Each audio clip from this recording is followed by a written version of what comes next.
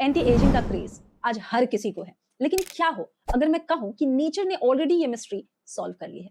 एक क्रिएचर जो 500 सालों तक जिंदा रहती है, मतलब कोलंबस के टाइम से आज तक जिंदा। तो ये क्रिएचर है ग्रीनलैंड शार्क, और शायद इमोर्टैलिटी का सीक्रेट भी। Welcome to MTM day 13। Greenland shark दुनिया का सबसे लॉन्गेस्ट लिविंग वर्टिब्रेट है।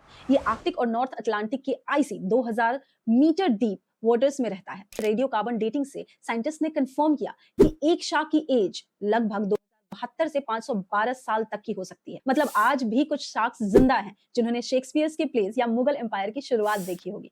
पर कैसे? इनका मेटाबॉलिज्म इतना स्लो होता है कि ये 1 सेंटीमीटर पर ईयर ग्रो करते हैं, और अडल्टहुड भी 150 साल में अचीव करते हैं। साइज मैसिव, एवरेज 16 से 21 फीट लंबी, वेट 1 से 2 टन, एक ट्रू स्लीपिंग जायंट। ये प्रेडेटर इतना स्लो मूव करता है कि आर्कटिक के फिश भी इससे डरते हैं।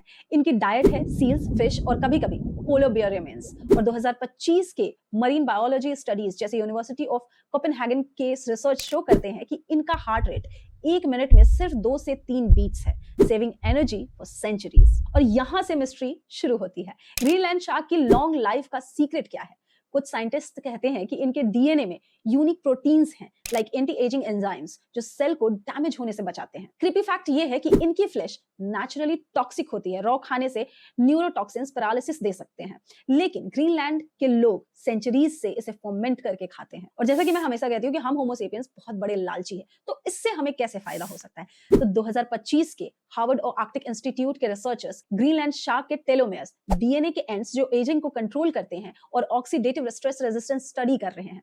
इनके जीन्स में म्यूटेशंस हैं जो हार्ट डिजीज, कैंसर और एजिंग को स्लो करते हैं।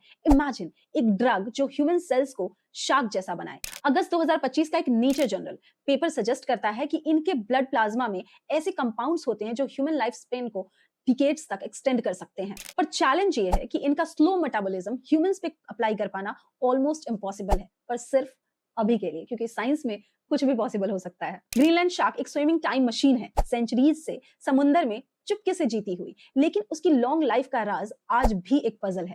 क्या ये बस नेचर का मिरेकल है या इमॉर्टैलिटी का सीक्रेट जो शायद हमें ट्रांसफॉर्म कर सकती है? Drop your theory in the comment box.